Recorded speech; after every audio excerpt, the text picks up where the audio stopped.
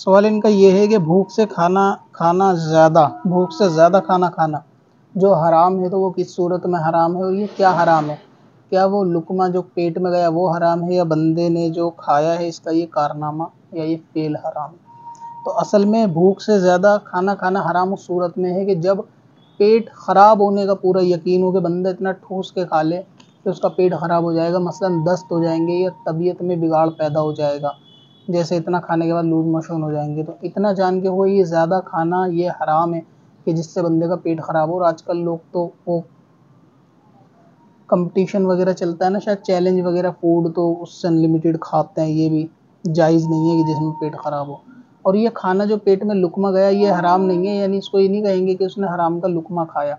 खाना तो क्योंकि जायज़ था, सारा ही जायज़ था, तो वो जायज़ और हलाल रहेगा। बल्कि ये फ़ेल हराम है इसका, कि जो इसने किया कि ये हरकत कि इसने भूख से ज़्यादा खाया और पेट ख़राब हो गया।